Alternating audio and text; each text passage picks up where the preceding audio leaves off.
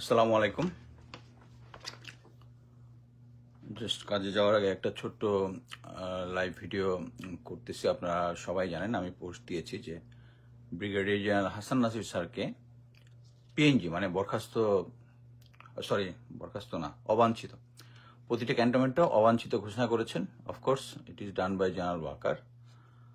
এই জিনিসটা আমি অ্যাকচুয়ালি গত 2 সপ্তাহ ধরে আমি শুনতেছিলাম যে ওয়াকার স্যার জেনারেল হাসান নাসির স্যারকে পিএনজি করা হতে পারে। এটা মেইনলি জানার কারণ হচ্ছে, আপনারা সবাই জানেন কর্নেল হক, যিনি জেনারেল ওয়াকারের চামচাই আমি বলবো, উনি যখন হচ্ছিল মানে রাওয়াতে যে কোনো অনুষ্ঠানে যে কোনো জায়গায় কোনো অফিসারের সাথে দেখা হলে, এই তোমরা জানো নাকি হাসান নাসির স্যারকে তো পিএনজি করে ফেলতেছে, উনি একটু বাড়াবাড়ি করতেছে, এরকম টাইপ আর কি।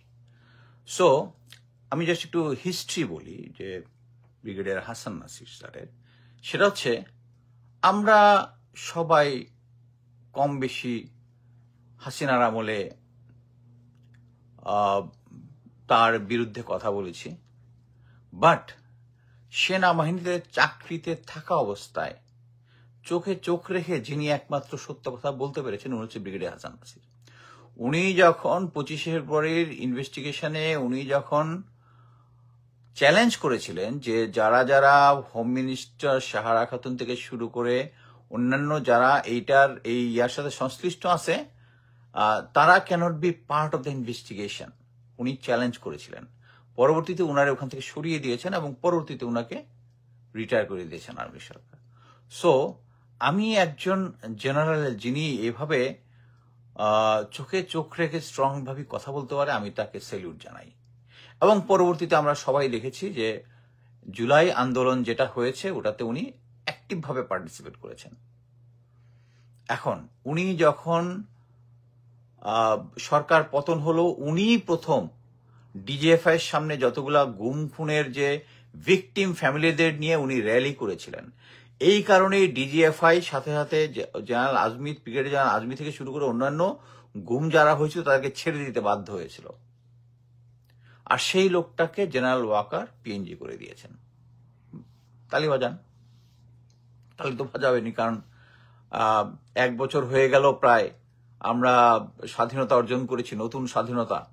বাট নতুন স্বাধীনতাতে আমরা এখন পর্যন্ত ভারতীয় হেজিমনি যেটা আছে এটার প্রধান ভারতীয় এজেন্ট জেনারেল ওয়াকারকে আমরা এখনো সরাইতে পারলাম না।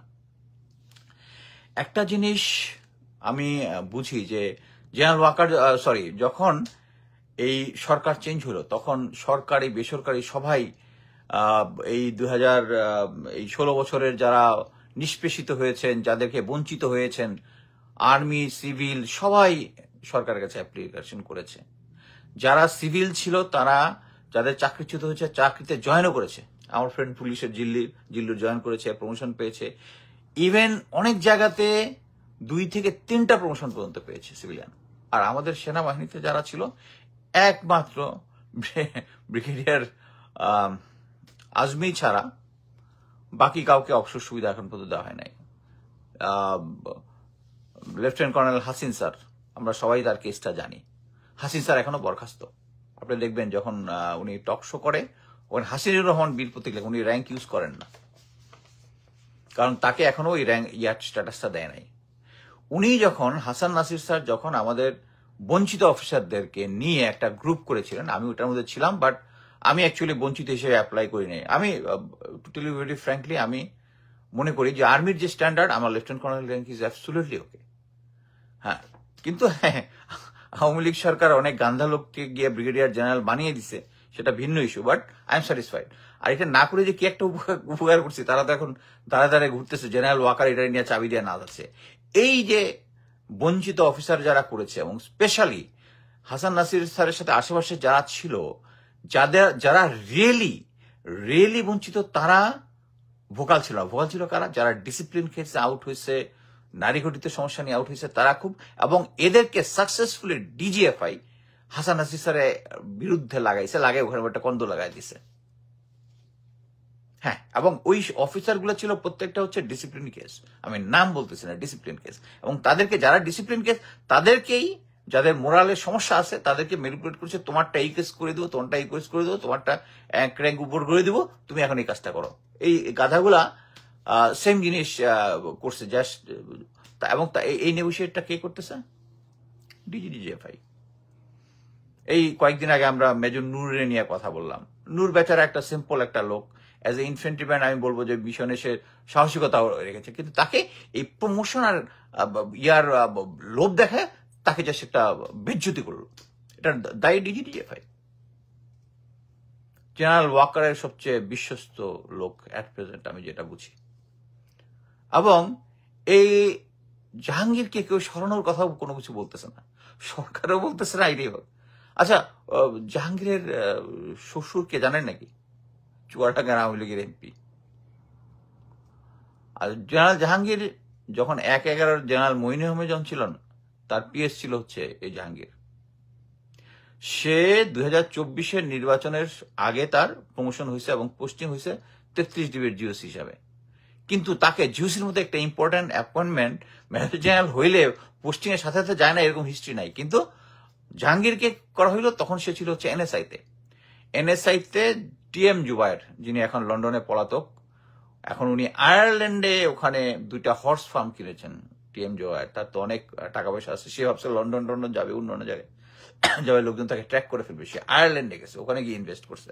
সেই জুবায়ের আন্ডারে ছিল হচ্ছে এই তখন ব্রিগেডিয়ার জাহাঙ্গীর, এবং সে ছিল ইলেকশন ম্যানিপুলেশনের মাস্টার। এবং সে চুয়াডাঙ্গার তার শ্বশুরের ইলেকশনটা যেন ম্যানিপুলেট করতে পারে, এই কারণে সে জিওসি প্রমোশন হওয়ার পরে, জেনারেল প্রমোশন হওয়ার পর সে ওখানে যায়নি, ওখানে রয়ে গেছে। আনবিলিভেবল। এবং সে এখনো হচ্ছে ওই আওয়ামী লীগের জামাই, এখনো হচ্ছে ওয়াকার স্যারও তো আওয়ামী লীগের জামাই, কোনো সমস্যা নাই, তো জামাই মিলে গেছে আর কি। সো তারা এখন মিলে এখন যেটা করতেছে, এই হাসান নাসির স্যারের পিছনে লাগাই দিছে যে রিটায়ার অফিসার যারা আছে। এবং এই কারণেই এই সেনাবাহিনীতে, মানে আমরা যখন চাকরিতে ছিলাম লেফটেন্যান্ট ক্যাপ্টেন, তখন করাপশনের কিছু কথাবার্তা শুনেছি। জেনারেল ওয়াহেদ ডিজিটিপিতে কি চায়নাতে কি কেনাকাটা করছে, এটা নিয়ে উনি নাকি কোনো 2 নাম্বারই করছে। So he was force retired and then he was arrested, জেলেও ছিলেন কিছুদিন। আমার এক এক্স সিও কোন এক সময় ওনার সাথে একটু গন্ডগোল ছিল। একদিন ব্যাংকে গিয়েছে, কি বলে ক্যান্টনমেন্টে যে সোনালী ব্যাংক, ওখানে যে ম্যানেজারের রুমটা একটা গ্লাস দিয়ে ঘেরা ছিল, ওখানে স্যার গেছেন, গিয়ে দেখেন যে ওয়াহিদ স্যার বসে আছেন। তো উনি গেলেও গিয়ে বলল, স্যার আসসালামু আলাইকুম স্যার, ভালো আছেন স্যার? শুনলাম আপনাকে নাকি পুলিশ চুরির দায়ে খুঁজছে। You get the joke? এই তুমি এটা কি বলতেছো? আমি নাম বললাম না আমার সিওর আর কি। সো ওই সময়কার এই জিনিসটা ছিল হাইয়েস্ট। বাট এই জেনারেল ওয়াকারকে আমরা এত কিছু কথাবার্তা বলতেছি, বাট কেউ একজন বলতেছে না যে হ্যাঁ না, লোকটা তো অনেস্ট, উনি অনেস্ট। আচ্ছা, তারপর হচ্ছে গুম খুন যারা করছে তাদেরকে ইন্ডিয়াতে পালাই যেতে দিছে, এই সেই। বাট কিছু জিনিস আছে, মানে এটা কি বলবো, হোয়াইট করাপশন বলবো না, হোয়াইট করাপশন, এটা ইটস এ করাপশন। উনি যেটা করতেছে, যেটা আওয়ামী লীগ যেটা করে গিয়েছিল, ওইটা উনি কন্টিনিউ করতেছে। এবং উনি সেনাপ্রধান হিসেবে ওটা সাপোর্ট দিয়েছে। সেনাবাহিনীর একটা বড় একটা জমি আছে বাউনিয়া মানে হচ্ছে ক্যান্টনমেন্ট আর এয়ারপোর্টের মাঝখানে একটা বিশাল জায়গা। এই জিনিসটা আর্মি ওয়েলফেয়ার ট্রাস্টের টাকায় কেনা। এইটা জেনারেল মঈন আহমেদ থাকতে কয়েকবারই অ্যাটেম্প হয়েছিল যে এটা মানে অফিসারদের মধ্যে বিক্রি করে দিবে বা করে দিবে, বাট তখনকার লোকজন স্টিল কথা বলতো। আমি কয়েকটা পিএস ডাইরেক্টর চিঠি পড়েছিলাম, তখন যেহেতু আমি গোয়েন্দা সংস্থায় চাকরি করতাম, এগুলোর ডিটেলস ইনভেস্টিগেশন আমি করেছিলাম। এবং ওখানে যারা ইঞ্জিনিয়ার্স এর কিছু অফিসার ছিল, এর মধ্যে কিছু অফিসার নিজের নামেও জমি কিনে ফেলছে। এই আওয়ামী লীগ সরকার কি করে জানেন? ওই বাউনিয়ার জমিটা জেনারেলদের মধ্যে কম দামে বিক্রি করে দিচ্ছে, 5 কাঠা 10 কাঠা করে। এখন আপনারা যারা সাংবাদিক আছেন তারা খোঁজ নিয়ে দেখতে পারেন যে আমি গুজব ছড়াচ্ছি কিনা। আমি আর নাম বললাম না, হয়তো ফিউচার আমি নামও বলবো।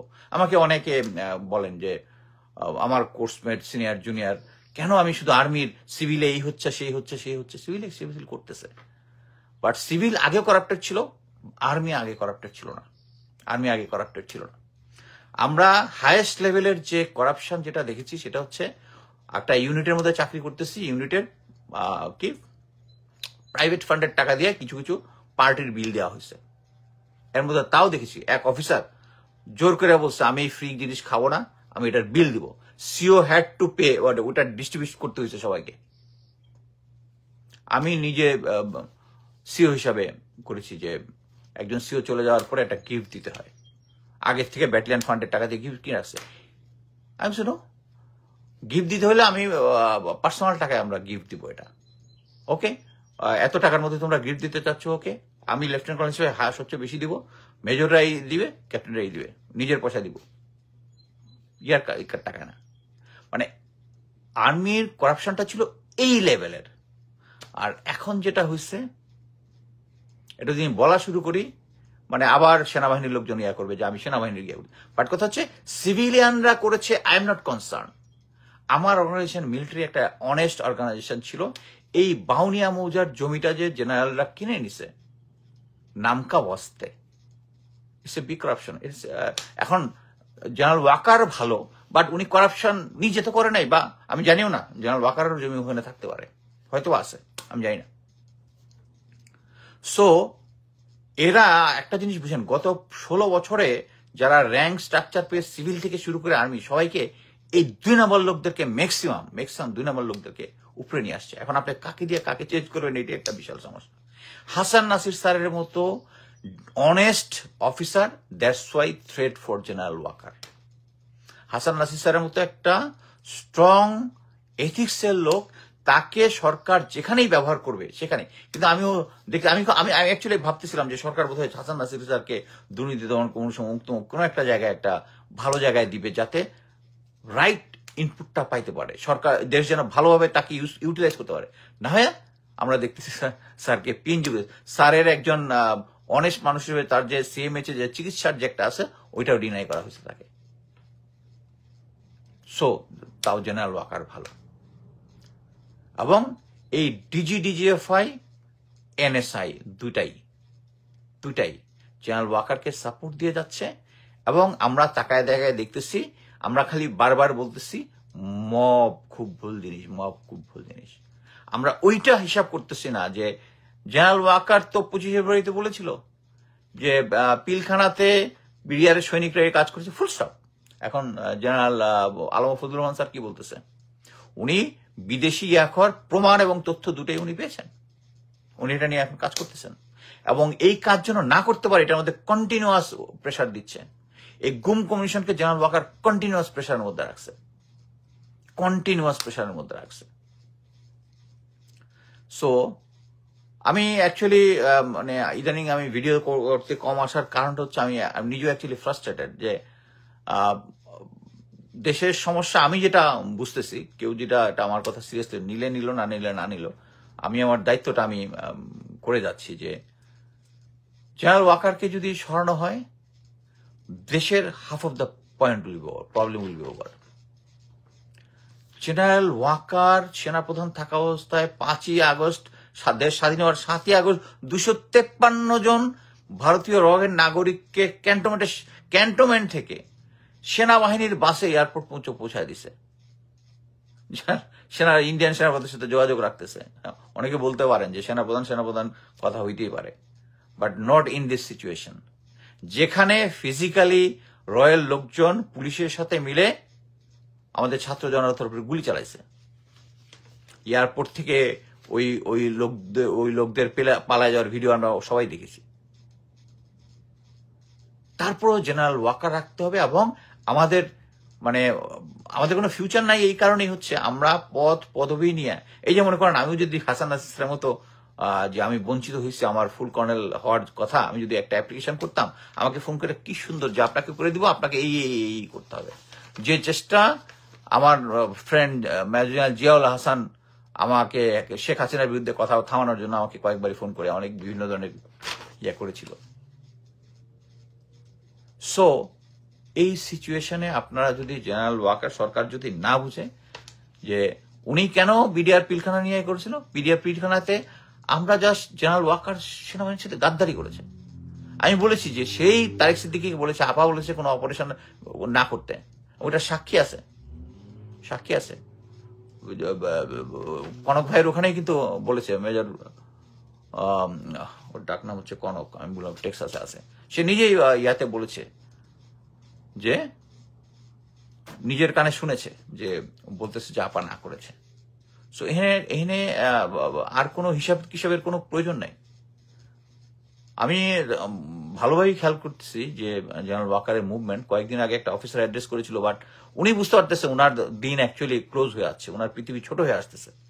বাট একটা জিনিস বুঝতে হবে যে আমরা যখন রিটায়ারমেন্টে যাব, জেনারেল ওয়াকারের জন্য ওইটা শুনতে না হয়, যখন দেখা হবে যখন, আপনি তো স্যার দেশের সাথে গাদ্দারি করেছেন, আপনি তো একটা গাদ্দার। যেখানে ব্রিগেডিয়ার জেনারেল হাসান নাসির সমস্ত অফিসারদেরকে এক করে ভ্রাতৃত্ব বোধের আন্ডারে এক করে তাদেরকে বিচার চাওয়ার জন্য একটা ফর্মালি অ্যাপ্রোচ করেছে, সেখানে আর আপনি কোন ভ্রাতৃত্ববোধ প্রচার করতেছেন? গুম খুন যারা করেছে তাদেরকে প্রোটেক্ট করতে হবে, কারণ সেনাবাহিনী হচ্ছে আমরা ভাই ভাই। গত 17 বছরে আপনাদের এই ভাই ভাই কই ছিল? এই ভাই ভাই কোথায় ছিল আপনার 17 বছরে? তখন তো ছিল না, এখন কোত্থেকে গজাইছে? এখন ব্রিগেডিয়ার হাসান নাসির স্যার হচ্ছে সেই কমরেডশিপটা ফলো করতেছে, সেই অনুযায়ী আগাচ্ছে, এবং আপনি তাকে এই কমরেডশিপের ভয় এবং একটা অনেস্ট লোকের ভয়ে আপনি তাকে পিএনজি করে দিয়েছেন। জেনারেল ওয়াকারের প্রতি ধিক্কার জানাই, আপনি দেশের একটা গাদ্দার। আপনাদের ইতিহাসে আপনার নাম জেনারেল মইনু আহমেদের থেকেও ঘৃণিত অবস্থায় থাকবে। জেনারেল মইনু আহমেদও পার্ট অফ ইন্ডিয়ার সাথে কানেকশন রয়েছে, তো উনার থেকে আপনার রোল আরো বেশি ঘৃণিত।